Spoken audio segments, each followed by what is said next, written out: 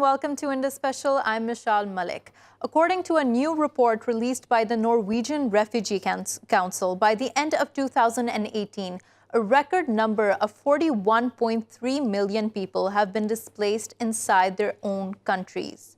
This number is the highest it has ever been. While this displacement has been because of conflict and violence, extreme weather events due to climate change have also been a driving force. If this report is coupled with the fact that the UNHCR estimates that after every 2 seconds, one person is displaced, then it is without a doubt that there is, in fact, a global displacement crisis. On tonight's show, we discuss this story in greater depth. Joining us for this discussion is Ms. Alexandra Bilek, who is the director of the Internal Displacement Monitoring Center, joining us from Geneva. We're also joined by Mr. Phil Robertson, who is the Deputy Asia Director of the Human Rights Watch, joining us from Bangkok. Thank you both for joining us. Ms. Alexandra, let's begin with you. What can you tell us about this report that was just recently released? Thank you very much. It's true that our report this year shows the highest number of conflict IDPs across the world. As you said, 41.3 million people are currently living internally displaced behind the borders of their countries. They've had to flee armed conflict, political violence, ethnic and intercommunal conflict from sub-Saharan Africa to the Middle East. But it's true that what our report also shows is that it's not just conflict that is pushing people out of their homes. It's also sudden and slow onset disasters from South and Southeast Asia all the way to the United States. We reported 17 million new displacements caused by disasters in 2018. So what our report shows is that this is very much a global phenomenon that's growing in scale, but that is receiving relatively less attention than the few hundreds of thousands of refugees and migrants who have tried to make their way to Europe and to the US in recent years. So we are calling for much more attention to this issue, both in the media but also in the global policy debates on migration that are currently taking place. Yeah, and you mentioned that there is enough attention being given to the displacement that is internal. Why do you think that is the case? Well, I think, first of all, because it is far less visible. It is happening behind borders. Many people don't, because they're not leaving their countries, they're not appearing on the world's television screens. But it's true that in many cases, because it's happening in countries that are at war, in low-income countries, in fragile countries, many IDPs are actually not easily accessible. So there's very little, first, visibility itself of these people who are often extremely vulnerable. But I think there's also a tendency, particularly in Europe and the US, to focus on the end point of these crises rather than on the starting point. And yet we have demonstrated that internal displacement is often the starting point of onward journeys that can lead to cross-border movements and international migration. Yeah. And Ms. Alexandra, point out a very interesting fact there that countries are focusing on the end point as opposed to the starting point. And that's a point I would like to get back to. But before that, I'd like to ask Mr. Phil Robertson the situation of all these displaced persons and what is their life like? What can you tell us about the on-ground situation? Well, as your other speaker indicated, they're not in the resources and assistance they need. Unfortunately, because they are behind borders, oftentimes governments don't want to have this brought out. They don't want it to be revealed that they have these many IDPs in their country. It's considered to be shameful, or perhaps they view some of those persons, in cases of conflict, as being part of an insurgency, and they don't want to provide support to them. So we see a situation where IDPs are often thought of last when it comes to providing services. This is a big problem here, and I think that there has to be much more attention by the international community, by the United Nations, on how do we address what you correctly call an IDP crisis around the world. Yeah. So, Mr. Phil Robertson, something that you're pointing out, something that Ms. Alexandra pointed out towards too, is that the international body needs to pay more attention to the situation. Now, when we talk about internal displacement, isn't it considered to be an internal issue? Is there any relation to the global community at large with this issue? Well, there are guiding principles on displacement that certainly have been created by the UN bodies that deal with human rights. There's good practices that are supposed to be followed, but it's not a binding international instrument of the sort like the UN Refugees Convention, which only deals with people when they cross a border seeking refuge from political persecution. So, this is an ongoing problem. There's a weakness in international law. And then there is the issue that you point out, which is governments don't want other governments pointing fingers at them. Yeah. And oftentimes, for instance, like the IDPs that we see in Myanmar, we often find that the government is denying access not only to people like us, but also to humanitarians and others who would be the sort of people that would provide the assistance, the health support, the education support for IDPs. Yeah, because the political climate doesn't want to be put on display in the country there. At that point, Ms. Alexandra, something that you mentioned before was that countries focus on the end point. I'd just like you to explain that point a little more to us. Well, I think it's just obvious if you look at the media coverage that the so-called refugee and migrant crisis has received since 2015, which, by the way, is minimal compared to the crisis that we're looking at when it comes to internal displacement. And so it does show that much of the attention and the political rhetoric that's been focused on refugees and migrants has been driven very much by a sense of anxiety at people arriving at our borders in the US and in Europe.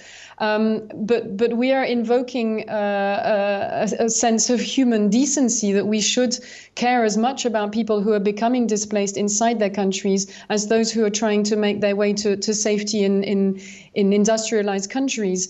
And in fact, what our research shows is that IDPs are extremely vulnerable in many circumstances. We are looking at generations of children who are whose education cycles are being disrupted, women who are no longer accessing employment opportunities, mental health impacts of prolonged displacement. In many cases, internal displacement is not something that is short-term or easily resolved. It tends to be prolonged over long periods of time. So we are looking at a massive humanitarian impact on individuals and on communities, but also a socioeconomic impact on countries themselves.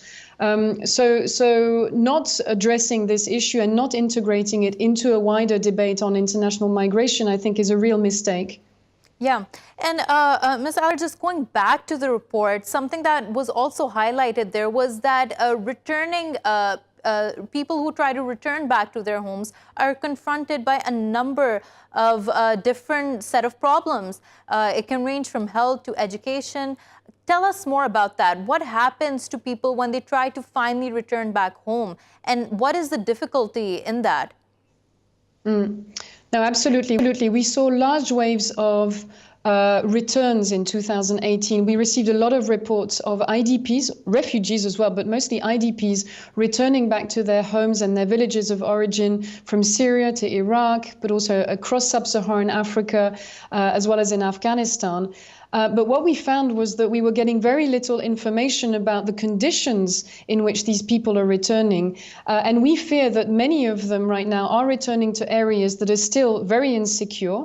Across Iraq, a lot of the return areas are still filled with mines. They need to be cleared. They need to be made habitable, which is not the case right now. Many people are returning to destroyed cities, to damaged infrastructure where there are no more services available. We've even had reports of people who, once having returned to their homes of origin, realized that there was nothing there and actually returned back into their IDP camps where there were paradoxically more services available.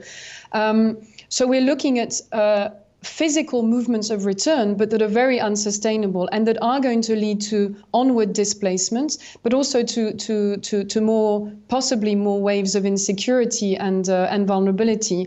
So we are calling for a better monitoring of these returns over time, so that we don't just consider someone having returned to their area a sort of done deal, so that we don't wash our hands of them.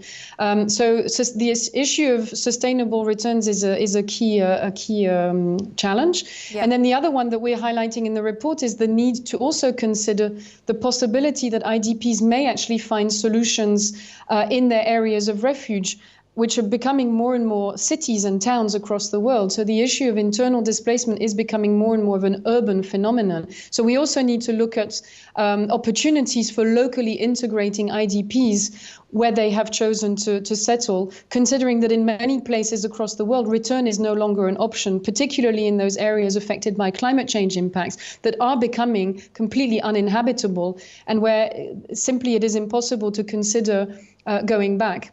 Yeah, and that's a very important point of this being an urban phenomena that you just highlighted this here, Ms. Alexandra. But also something that you mentioned was insecurity. And with that point, I'd like to ask Mr. Phil, what can you tell us about the vulnerability of these IDPs, and especially when we're talking about women and children? How are they vulnerable to more oppression, persecution, and danger?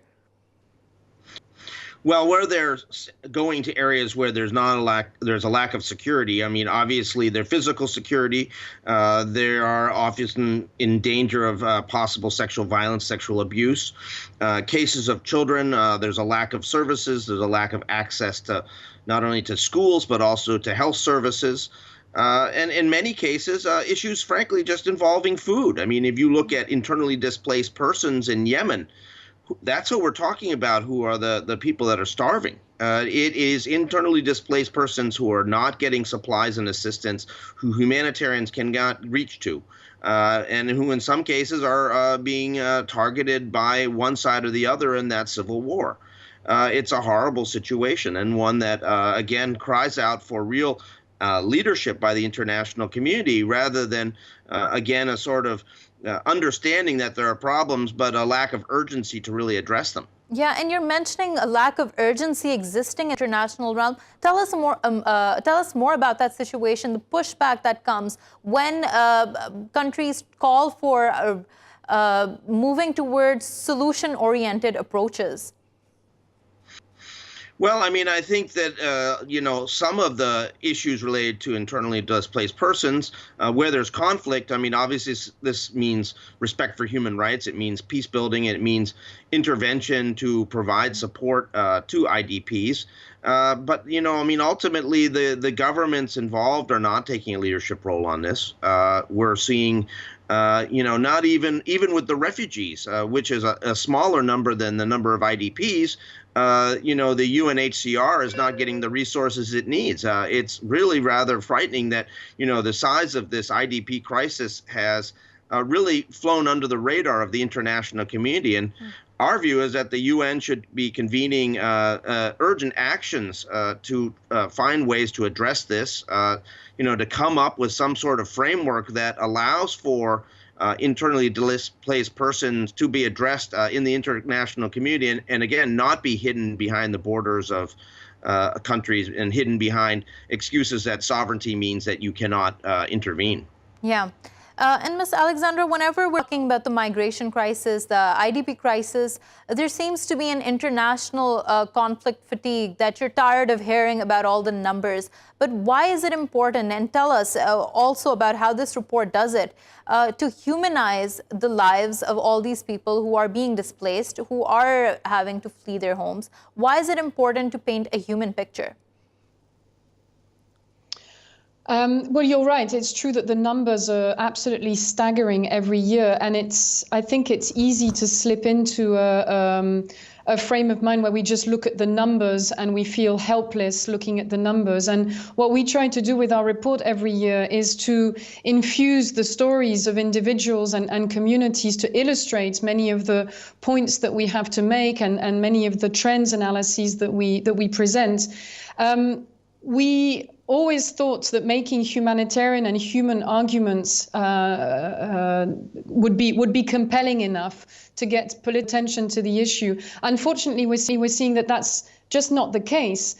So we have started making also different types of arguments, like the economic argument that I spoke about earlier, demonstrating that large caseloads of IDPs over long periods of time on a country's territory is going to have a financial cost as well as a human one, and is going to be a break on the development trajectories of many of these countries. So looking at it from the perspective, for example, of the SDGs, the Sustainable Development Goals, and the commitments that many of these countries have made under those global frameworks for 2030, I think could be a way of pointing out the urgency of addressing, not just on the solution side, not just responding to the issue, but also preventing it from happening in the future. Because ultimately, not doing that is going to prevent countries from reaching their objectives, not just under the SDGs, under the Paris Agreement for climate change, under the Sendai framework for disaster risk reduction, the new urban agenda. I mean, there are all sorts of global policy frameworks out there that exist and are at risk of not being implemented by 2030. And internal displacement cuts across all of those policy frameworks. Yeah. And that's a very important point that you mentioned here, that the SDGs that have been set out as a global framework that countries must aspire towards, that is going to be completely undermined if we don't pay attention to the situation. Thank you so much, Ms. Alexandra Willick, for joining us and talking to us. Continuing the conversation with you, Mr. Phil, when we're talking about the SDGs and we're talking about the situation with the refugees, the migrants, and the IDPs, let's focus a little more on the children. How many children and how is this are out of school? How is this losing a complete generation of people? Tell us more about that.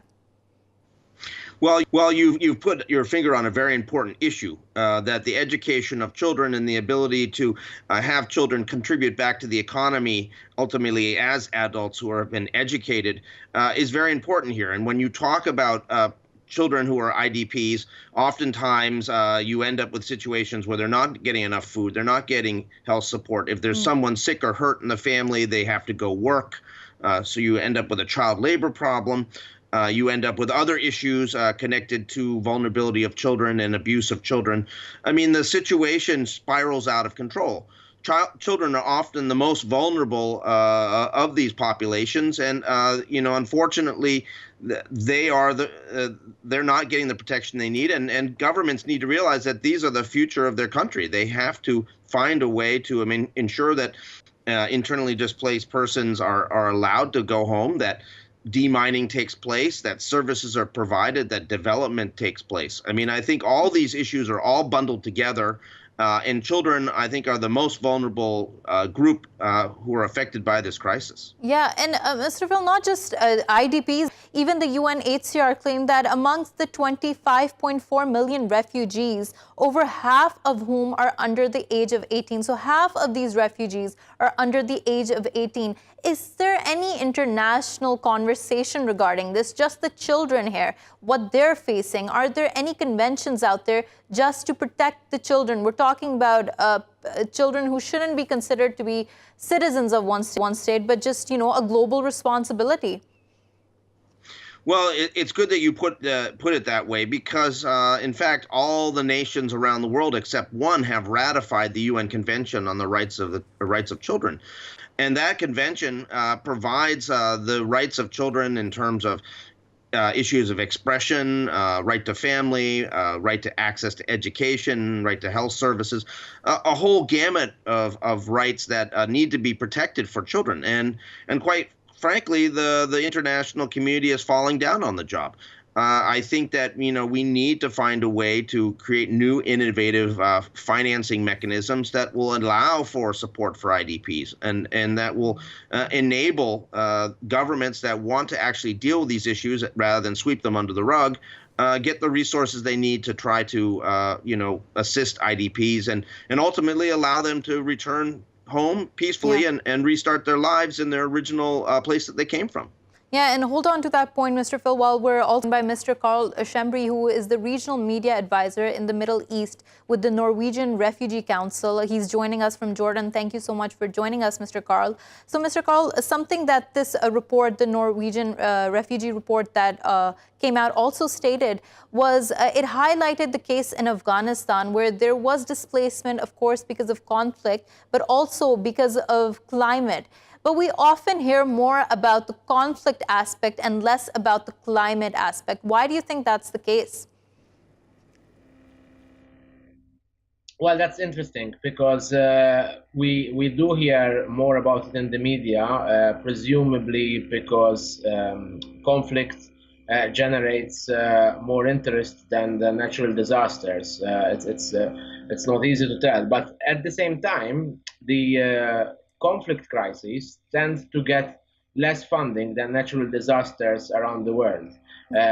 So it's a bit of a paradox, really.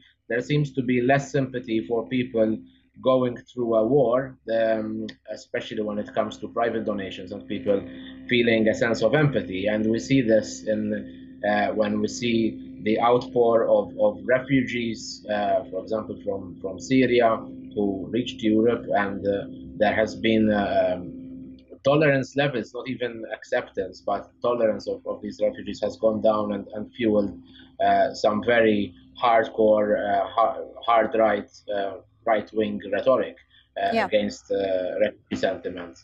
And are we expected to see numbers and trends of people being displaced by climate increasing in the near future?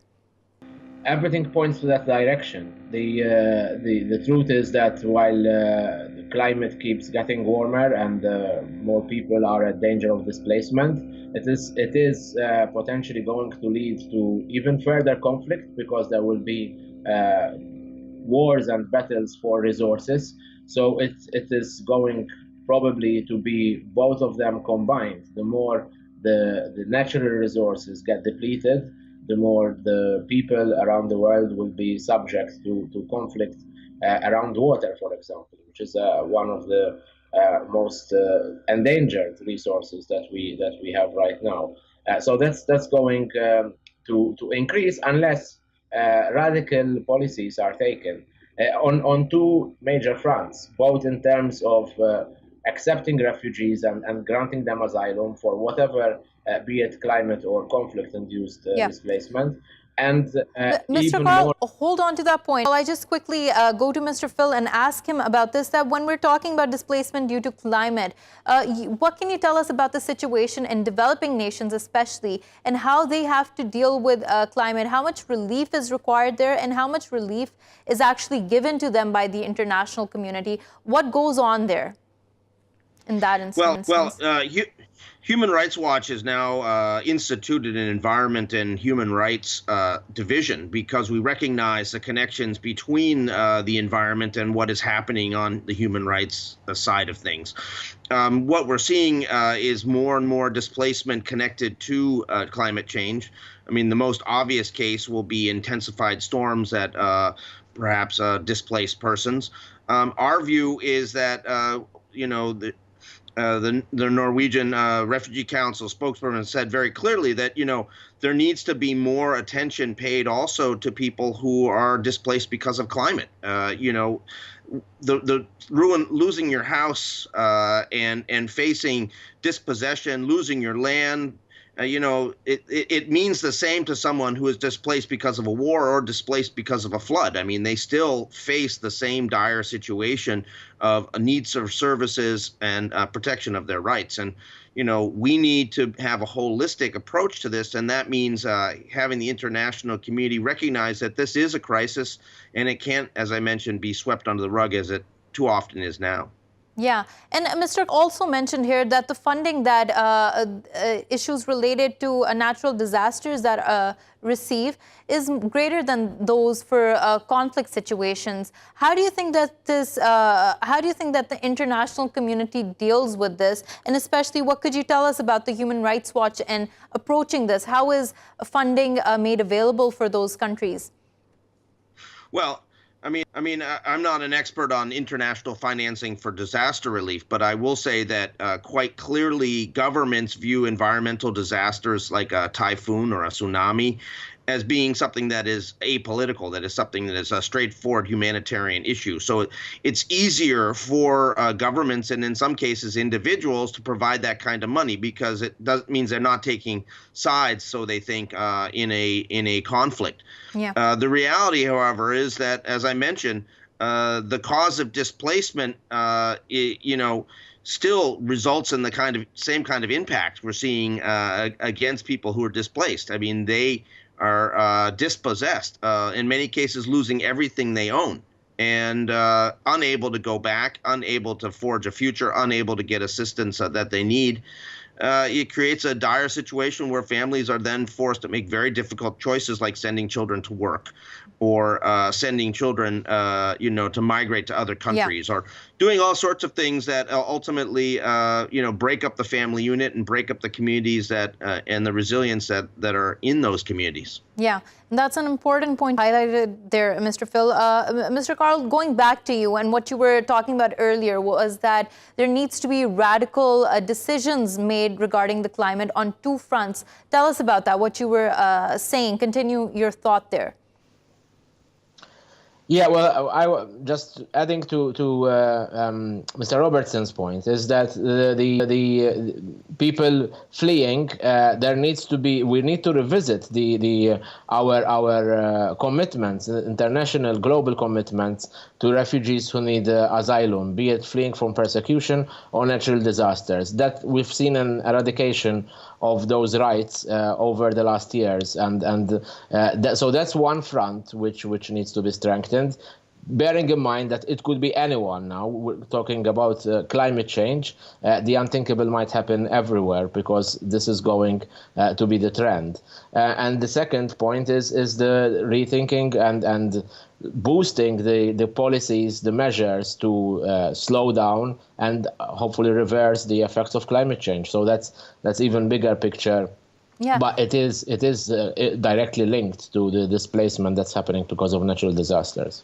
And we're hearing about a lot of alarming regarding climate change coming out here, Mr. Carl. But the question is, are there any meaningful steps being taken to actually implement policies that can have, as you are saying, radical measures or radical implications?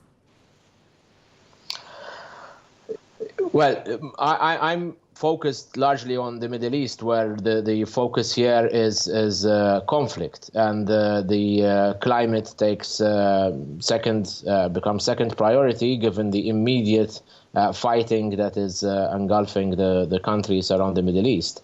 Globally, of course, there are people who are better placed to comment on that. I know that there's too little too late at a global level in terms of the measures that are being implemented. Mr. Carl, let me phrase that question here. Since you have specified that you are better to deal with questions regarding the conflicts taking in the Middle East, do you think that international governments are making a clear effort to realize the humanitarian crisis that is unfolding in the Middle East, and with all these conflicts, they're trying to they're trying to make meaningful dialogue in order to try to find solutions to the issue and not just exacerbate the situation?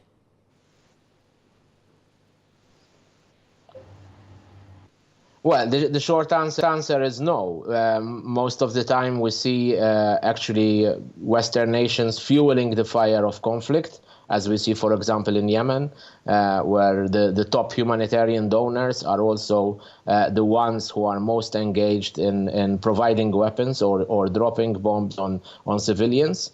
Or else there is a total lack of willingness to push parties to the conflict, as we see in Syria, to get back to the drawing board and at least spare civilians. Now, these are short-term measures, so even that is not happening enough. And the longer-term measures that need to be taken include having more inclusive governments which are open to their citizens across the board, irrespective of ethnicity and sectarian divides. That is further away than even peace and having some kind of at least ceasefire.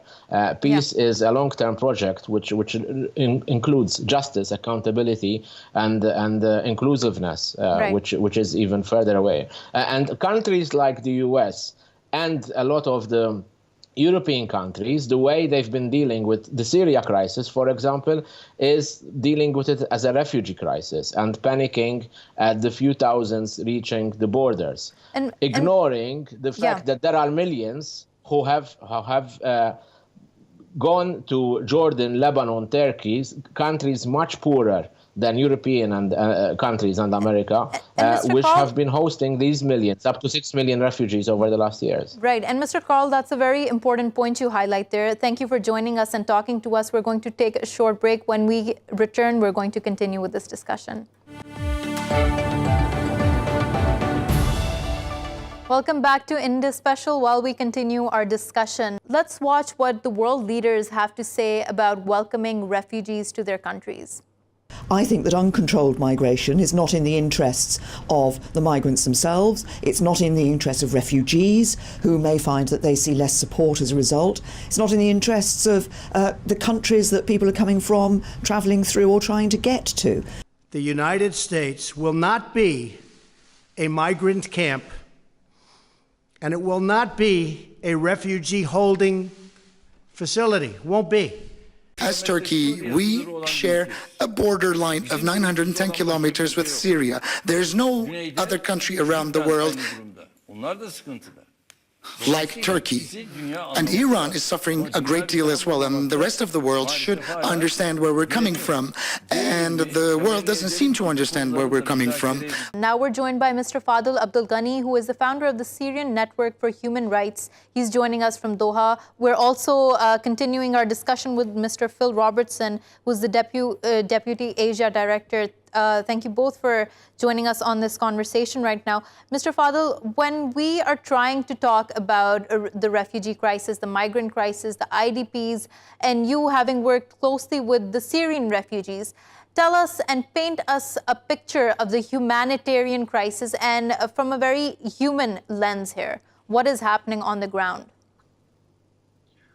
Syria is the worst in all around the world, as the UN announced and as several human rights international organizations announced as well. Why is that happened? It's more than Palestine refugees. The IDP in Syria amount now to be about 7 million. Out of Syria, the refugees is 5 million. So half of the Syrian population is forced displaced.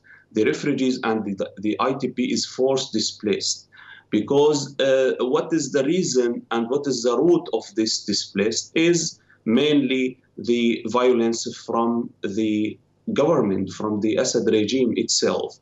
Those types of violence and violation lead to the IDP and lead to refugees. What is the situation of those? We can imagine that barrel bombs throw from the regime helicopters or airplane, a war airplane, and destroy their houses.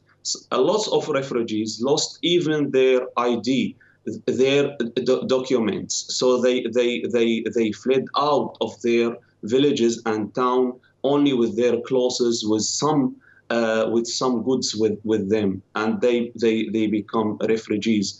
Some of them lost millions of dollars actually when their shops destroy and their markets, their cars. So they lost everything, and some of them before was a rich person and now he became so poor. So we need also to imagine their physical situation as well. And also there is other types of refugees who became threatened or his wife raped, or like some of the women, mainly 60% from the IDP and the refugees are women and children.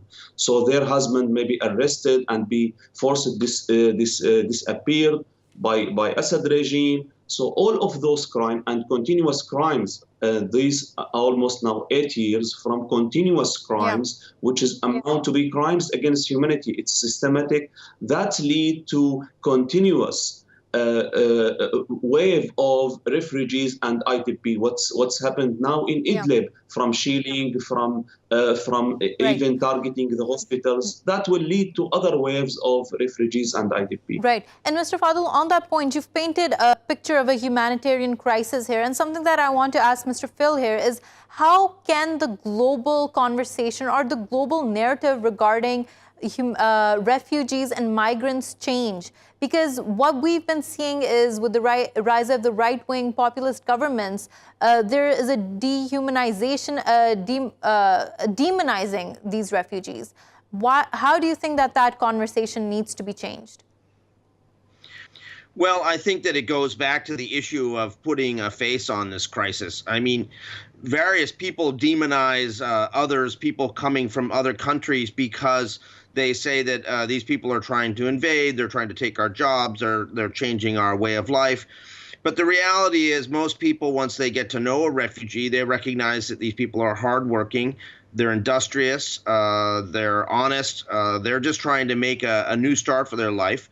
Many of the greatest thinkers, in countries like the United States and Europe have come from somewhere else. And they are people who, in my view, given a chance to establish themselves, the children and the grandchildren go on to be leaders of these countries. And it's an important understanding that this is now becoming a really global planet. I mean, with air travel and the effects of climate change affecting us all, people have to recognize, and governments have to press them to understand, that you can't be divided by borders in the way that these populists would like us to be. Yeah.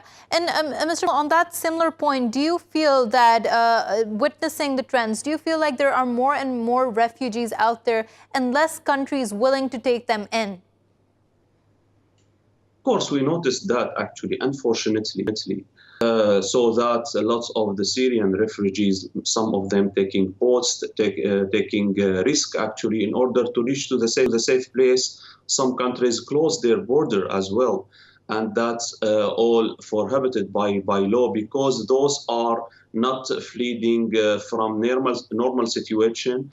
Actually, they want to stay or come back to their own land. But what prevents them is the existence of such of mafia regime, which is still committed those crimes. So in order to solve the refugees cases, we need to go back to the roots itself and try to solve the crisis again, and try to arrange a political situation which is lead to democratic change, and the refugees will be back, the wave of the IDP, and start reconstruction and reconciliation again. But the country, unfortunately, lots of countries, even the Arabian country, the neighbor country, they now closed their border and send some of them, like Lebanon, threat the regime by racism way, and keep threatening them that they're going to return them back. Even some of them, requested by Assad regime, they might be tortured. And we documented similar cases, actually, refugees back from Lebanon and being tortured by Assad regime. Some of them disappeared. We don't know their fate. Some of them died due to torture. Yeah. And Mr. Fadel, hold on to that point. We're also joined by Mr. Klaus Jurgens, who is an analyst joining us from London. Thank you so much for joining us, Mr. Klaus. So when we're talking about housing of refugees and hosting them, the figures given by the UNHCR state that almost 85% of the world's refugees are housed by developing nations. What do you think is the reason why developed nations are not sharing this burden, are not sharing the responsibility? Yes, hello. Thank you. I think it is very important to say that the burden sharing is absolutely imbalanced. Now, you can ask about reasons, you can ask about solidarity, you can ask about the approach to humanitarian issues in general, but I studied the report as well, and read more by the Norwegian Refugee Council. I think this imbalance has to be addressed without any further delay. I would not say it is inherent to any particular country. It is just about creating awareness that much more has to be done. Yeah. And in this awareness regard, there are reports that come out of Germany that state that Germany, from the European states and the developed nations, has done a pretty well job in dealing with the influx of refugees and migrants since 2015. It states that since 2018, almost a third of these refugees found jobs. Do you think there is something to be learned from Germany's case, and do you think there are valuable lessons there? Well, it is a very interesting point. Germany has adopted since the year 2016, in particular, when Chancellor Angela Merkel declared more or less her open door policy. Germany has really changed its approach and attitude towards refugees. And in the past, usually they were even called asylum seekers or refugees. Now, even the vocabulary has changed. In the German language, we would talk about Schutzsuchende, which means people who need protection, people who need a shelter, people who flee from crisis, from war, from torture, from civil war. So, and for the time being, we have 1.68 million foreign citizens who actually are classified under this. These are the figures for 2017. Now, if you take this into account, we have 10.9 million citizens of exclusively foreign roots and nationality in Germany for the time being, which is 13% of the total population. Now, yes, there are debates going on, and even in Chancellor Merkel's own party, there were calls to stop this influx. But the influx has stopped by itself. In the past year, the numbers have already stabilized. Now, what is Germany doing? Germany tries to offer training, in particular vocational training, to those people who seek protection.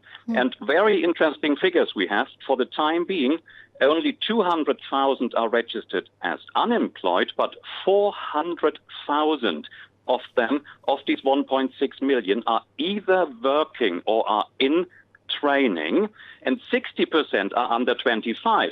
Now, take the German unemployment rate, just about 5%.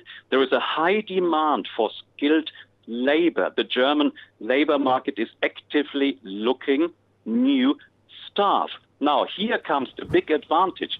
A trained and skilled migrant or refugee or a person, ein Schutzsuchender, will be highly welcome over time. And we already talk about the measurable impacts on the German economy if we now take EU migration into it.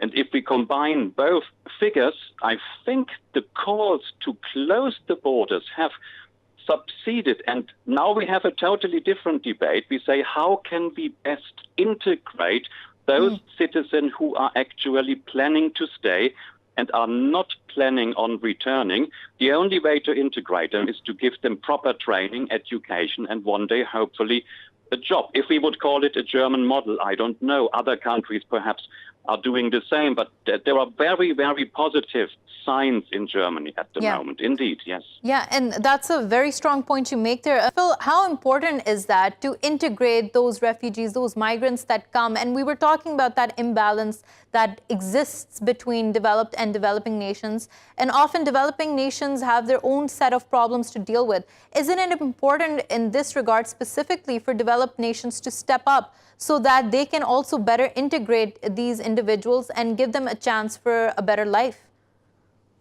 Oh, absolutely. I think that's absolutely critical. And I think it's important to recognize that while Germany is doing a good job, there are other countries that are not doing such a good job on that. And I think that, you know, the positive orientation of allowing refugees to work is something that is really critical. I mean, we see out here in Southeast Asia a consistent focus on not allowing refugees to work, somehow believing that because they're able to work and provide some basic support for their family, that means they'll want to stay indefinitely. The reality is that refugees have to be treated with respect. They have to have rights, and they have to have access to services. And without that, you create a disaffected population within your border that's going to... Mr. Phil, to that thought, I also want to take Mr. Fadil's opinions on what we were just talking about. Mr. Fadil, what can you tell us about the situation?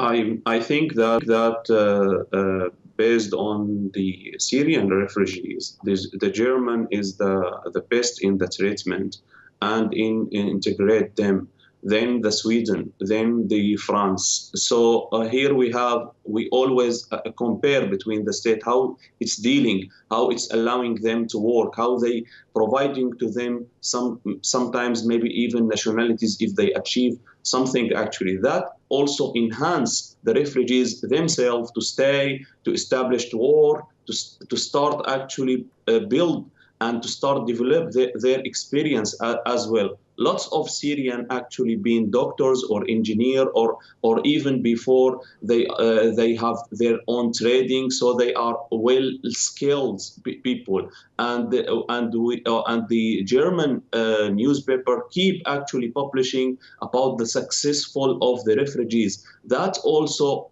encourage the local society to treat well with the refugees themselves. So if the politician and the political at the strategic level dealing well with the refugees, that will be reflected on the ground level, and that very sensitive way. And we noticed that in the Turkey as well, which is also hold 4 million Syrians. When the president keep repeating, or the high-level politician, that those are welcomed and open the door for them to work as well, that help the local to deal with them. And Mr. Fadil, you highlighted this very important point here, how the German government publishes certain stories to create this narrative, to show a different side to the refugees that exist there. Mr. Klaus, on the international front, what do you think, what policies need to develop in order to create more coherent strategies in order to make sure migration is safe for these refugees especially? Well, it's a very good question. I think individual nation states might set examples. My esteemed colleague mentioned Sweden, of course, and the Republic of Turkey, not to forget, besides Germany and other countries. I think it could be a task either for the European Union, if it gets its act post-Brexit together, or actually for the United Nations. You need to come up with a coherent set of guidelines. What would a humanitarian, a human approach towards dealing with people under huge stress and trauma if they manage to survive? How can this be done? And my colleague said, in order to give a person this interest and this being proud of and in life back, you must integrate them into their new host society. How do you do that? By letting them shape it, by giving them a fair voice. How can this be achieved? Only by education and training, and one day hopefully by finding a job. But the international guidelines are missing. I follow very closely the Oslo work of the Norwegian Refugee Council. Now we hear a lot of horrendous stories when crises break out in parts of the world and people have to flee. I don't even call it to migrate. I would say migration is often something what you do voluntarily. You simply have to leave everything behind. Now, these people are very often not treated as fellow humans. They're just treated as numbers, as shocking as this comparison may sound. So the European Union must do something, and even the United Nations, if it can.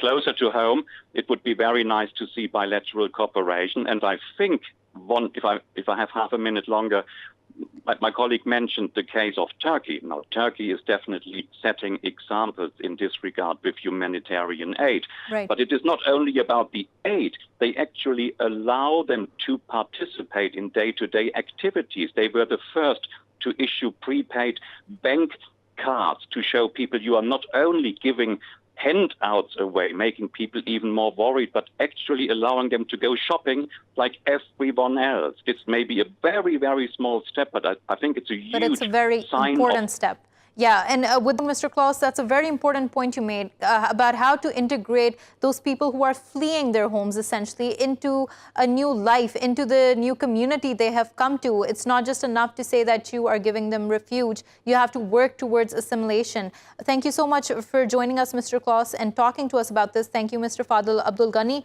for joining us. Thank you, Mr. Phil Robertson, for joining us. Thank you for watching Indus Special. We will see you again tomorrow with more stories. Till then, goodbye and take care.